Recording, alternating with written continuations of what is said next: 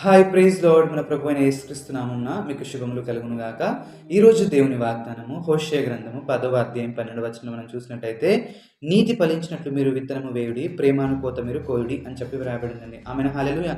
ఇక్కడ మనం చూసిన ఇశ్రాయేలు ప్రజలు దేవునికి దూరంగా జీవిస్తూ వారికి కలిగిన సమృద్ధి అంతా విగ్రహారాధనకు అర్పిస్తూ వారు పాపభరిత కఠిన హృదయం కలిగి జీవిస్తున్నారండి.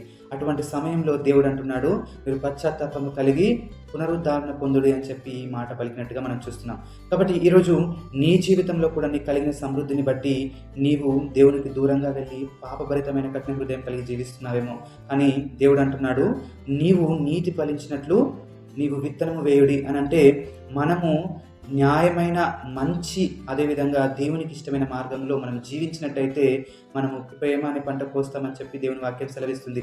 అంటే దేవుని యొక్క దయను అదేవిధంగా స్థిరమైన ప్రేమను ఆశీర్వాదమును పొందుకుంటామని చెప్పి. కాబట్టి మనము పశ్చాత్తాప హృదయం కలిగి మనము నీతిగా జీవించినట్లయితే మనము దేవుని యొక్క దయను ప్రేమను ఆశీర్వాదమును పొందుకుంటాం. ప్రభుటి కృప మనందరికీ దయచేయును గాక.